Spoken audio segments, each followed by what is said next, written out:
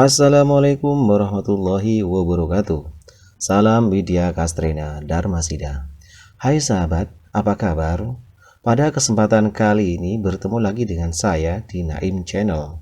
Channel yang membahas tentang edukasi, organisasi, serta menyampaikan informasi penting lainnya tentu tanpa basa-basi. Baik sahabat, pada kesempatan kali ini saya akan mengupas tentang kepemimpinan dan pemimpin.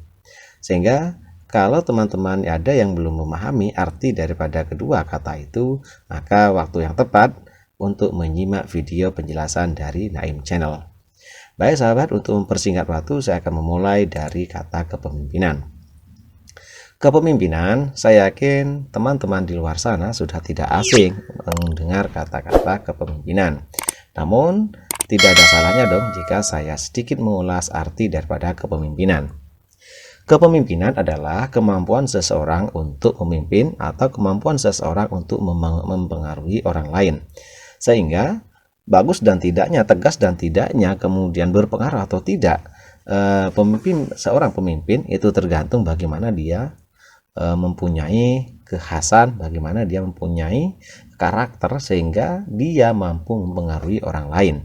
Sehingga kesimpulannya adalah arti daripada kepemimpinan yaitu kemampuan untuk mempengaruhi orang lain, kemudian mengikuti apa yang dia perintahkan atau mengikuti apa yang dia instruksikan. Itu arti daripada kepemimpinan. Kemudian kita bergeser ke berikutnya yaitu pemimpin. Pemimpin adalah, kalau kita lihat ada beberapa contoh pemimpin di sini yang sengaja Naim Channel tampilkan. Nah, ini di sini ada Bapak Soekarno, Bapak Presiden kita atau yang dikenal dengan Bapak Proklamator. Kemudian yang kedua ini adalah Presiden yang kedua yaitu Bapak Soeharto. Kemudian di sini gambar yang ketiga adalah Bapak B.J. Habibie. Kemudian yang keempat di sini adalah Presiden keempat ya, namanya Kiai Abdurrahman Wahid. Kemudian di sini Presiden kelima ada Megawati. Kemudian yang keenam ini ada Susilo Bambang Yudhoyono. Kemudian yang ketujuh ini adalah atau presiden yang ketujuh Bapak Insinyur Joko Widodo. Nah, ini contoh daripada pemimpin.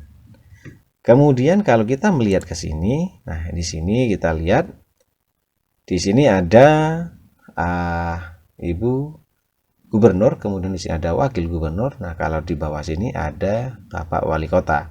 Mohon maaf ya, ini foto daripada Bapak Wakil Wali Kota belum terpasang karena kelewatan tadi, mohon maaf. Baik sahabat, dengan beberapa contoh yang sudah ditayangkan atau sudah ditampilkan oleh penyaji, maka tentu para sahabat di luar sana mengerti apa yang dimaksud dengan pemimpin. Ya, baik. Pemimpin adalah orang yang dituakan, atau ada juga yang mengatakan pemimpin adalah orang yang dipilih langsung oleh masyarakat kemudian dipercaya untuk mengemban amanat rakyat. Itu juga pemimpin. Jadi semacam itu sahabat. Sehingga bahasa sederhananya adalah pemimpin adalah orang yang dituakan, orang yang dianggap mampu, kemudian orang yang ditunjuk untuk mengemban suatu amanah yang mewakili rakyat di wilayah tertentu. Katakanlah kalau di wilayah Kota Malang berarti ada Bapak Sutiaji. Kalau di Kota Malang ada yang namanya wali kota yaitu Bapak Sutiaji. Kemudian kalau di tingkat provinsi ada Ibu Khofifah sebagai Ibu Gubernur. Baik itu sahabat, mudah-mudahan dengan penjelasan singkat tentang pemimpin ini sudah punya gambaran ya, bisa memberikan gambaran kepada teman-teman di luar sana bahwa arti daripada kepemimpinan dan pemimpin itu berbeda. Sederhananya adalah kepemimpinan itu adalah caranya atau suatu kemampuan, kemudian pemimpin itu sendiri adalah arti daripada pelakunya. Sekali lagi saya ulang, kepemimpinan itu adalah caranya, tapi kalau pemimpin itu adalah orangnya. Jadi semacam itu sahabat. Baik sahabat, kita lanjut ke materi selanjutnya. Ini menurut Hasibuan, pemimpin adalah seseorang dengan wewenang kepemimpinannya mengarahkan bawahannya untuk mengerjakan. Ini menurut Bapak Hasibuan. Sehingga pemimpin memiliki arti yaitu seseorang dengan kewenangannya untuk memimpin, mengarahkan bawahannya untuk mengerjakan. Jadi semacam itu sahabat. Sehingga persis apa yang disampaikan oleh narasumber tadi di awal bahwa Pemimpin itu adalah orang yang dituakan kemudian mampu mempengaruhi orang lain, itu disebut dengan pemimpin. Baik sahabat, kita geser ke bawahnya. Menurut Pancasila, ini Bapak Pancasila ya, maksud saya di sini adalah teorinya Pancasila, itu pemimpin harus bersikap sebagai pengasuh yang mendorong, menuntun, dan membimbing asuhannya. Ini sangat bagus sekali sahabat. Jadi pemimpin itu harus bersikap sebagai pengasuh yang mendorong, sebagai pembimbing, kemudian mendorong kepada arah yang positif atau mendorong kepada hal-hal yang positif, sehingga masyarakatnya menjadi lebih kreatif, menjadi lebih semangat, menjadi lebih produktif, dan seterusnya. Ini pemimpin yang baik kan, semacam itu. Kemudian pemimpin berikutnya adalah menuntun. Seorang pemimpin ya harus menuntun semacam itu. Menuntun kemana? Ya ke hal yang baik, belajar mentaati aturan, mengajak untuk mentaati aturan, kemudian mengajak kepada hal-hal kebaikan, mengajak kepada hal-hal yang baiklah, kemudian menghindari anarkis, kemudian menghindari adu domba, dan masih banyak lagi contoh-contoh daripada tindakan daripada seorang pemimpin. Itu sahabat. Kemudian kita lanjut kepada dasar menjadi seorang pemimpin hebat. Menurut Islam, nah kebetulan ini menurut Islam ya, yang saya angkat, dasar menjadi pemimpin yang hebat yang pertama adalah harus jujur. Jujur itu adalah harga mati sahabat, sehingga pemimpin yang hebat adalah pemimpin yang jujur kan, semacam itu. Apakah di negara Indonesia saat ini sudah kehabisan orang jujur? Enggak juga. Saya yakin banyak tokoh-tokoh nasional yang juga masih memiliki hati nurani, kemudian antara perbuatan dan ucapannya masih seiring, masih linier, dan semacamnya. Sehingga pemimpin memiliki sifat jujur menjadi suatu keharusan. Lantas bagaimana kalau kita memiliki pemimpin yang tidak jujur? Ya kasihan dong rakyatnya gitu ya. Harus berkata kepada siapa lagi, harus berkeluh kesah ke siapa lagi, sementara pemimpinnya itu tidak jujur kan, semacam itu. Kemudian yang kedua, dasar yang kedua adalah amanah, dapat dipercaya. Nah ini biasanya ketika mau pemilihan pemimpin ya, baik itu kepala daerah, kemudian anggota DPR, kemudian presiden, pasti ada unsur dapat dipercaya. Sehingga manakala ada salah satu kandidat misalkan sudah terindikasi tidak dapat dipercaya, maka jangan dipilih kan, semacam itu. Pilihlah kandidat-kandidat yang memang punya kredibilitas yang tinggi. Pilihlah kandidat-kandidat yang memang dapat dipercaya. Sehingga apa? Harapannya ketika kita memilih pemimpin yang tepat, maka suara rakyat itu pasti akan diperjuangkan kan, semacam itu. Akan berbeda cerita ketika masyarakat itu salah memilih masyarakat atau memilih kepala daerah yang tidak amanah, maka apa yang terjadi? Dana dikorupsi, kemudian mestinya uang aspirasi rakyat malah dihabiskan sendiri dan golongannya. Nah, ini kan nggak bagus, ini nggak tepat kan, semacam itu. Itulah maka syarat yang kedua harus amanah atau dapat dipercaya. Kemudian dasar yang ketiga adalah tabligh, menyampaikan. Tegas menyampaikan kalau baik itu katakan baik, tegas menyampaikan kalau buruk itu buruk, sehingga pemimpin ini menjadi tenang semacam itu. Jangan sampai pemerintah ini atau pemimpin ini membuat aturan yang abu-abu, sehingga dampaknya apa? Masyarakat menjadi bingung, mau melangkah jadi takut, jangan-jangan saya dipenjara, kalau saya tidak melangkah jadi salah, dan seterusnya. Jadi semacam itu sahabat. Sehingga sekali lagi pemimpin itu harus bisa menyampaikan, sampaikan kalaupun itu memang sangat menyakitkan, tapi kalau itu memang harus dilakukan ya kita ambil kan, semacam itu sahabat. Kemudian yang keempat, dasar yang keempat adalah fatona. Seorang pemimpin itu harus cerdas sahabat, sehingga dengan waktu singkat mampu mengambil keputusan-keputusan yang bersifat darurat, mengambil keputusan-keputusan dengan tepat, bisa mengambil keputusan-keputusan bisa menyelamatkan rakyatnya. Nah ini sahabat. Jadi 4 menurut agama Islam, jadi dasar menjadi seorang pemimpin hebat itu ada 4. Yang pertama adalah sidik atau jujur, yang kedua adalah amanah atau dapat dipercaya, yang ketiga tabligh atau menyampaikan kepada rakyatnya. Kan ya seperti yang saya sampaikan tadi ya, kalau ada aturan-aturan baru segera disampaikan sehingga masyarakat tidak salah paham, masyarakat segera mengetahui, semacam itu. Kemudian yang keempat adalah fatona atau cerdas. Itu sahabat terkait dengan dasar menjadi seorang pemimpin hebat. Untuk selanjutnya, nah ini syarat pemimpin milenial. Nah, pemimpin milenial adalah pemimpin yang bisa menyesuaikan dengan karakter kekinian daripada masyarakat itu sendiri. Baik sahabat, kita masuk kepada poin 1. Syarat pemimpin bertakwa kepada Tuhan Yang Maha Esa. Ya, baik. Khusus di Indonesia dan saya kira di negara manapun, syarat utama bertakwa kepada Tuhan Yang Maha Esa. Karena apa? Kita mengakui kita bertuhan semacam itu. Apalagi di Indonesia menjalankan atau mengamalkan nilai-nilai Pancasila, sehingga yang pertama adalah bertakwa kepada Tuhan Yang Maha Esa. Artinya apa? Kita ini kaum lemah, kita ini makhluk lemah, sehingga kita tetap bergantung kepada Sang Pencipta. Siapa itu? Tuhan, kan semacam itu. Kalau orang Islam, Tuhannya adalah Allah Subhanahu wa taala. Kalau yang agama lain, nah itu kan silakan disesuaikan dengan keyakinannya masing-masing. Kemudian syarat pemimpin yang kedua adalah berwawasan luas. Seorang pemimpin itu akan sangat lucu ketika yang menjadi seorang pemimpin tidak berwawasan luas. Efeknya apa sahabat? Ketika kita memiliki pemimpin yang tidak memiliki wawasan yang luas, dikhawatirkan di dalam setiap keputusannya, di dalam setiap mengambil sebuah kebijakan itu malah merugikan masyarakatnya, malah merugikan rakyatnya, akan semacam. Nah, itu jangan sampai terjadi sahabat. Itulah maka berwawasan luas dan bertanggung jawab itu menjadi salah satu syarat yang wajib dimiliki oleh setiap pemimpin.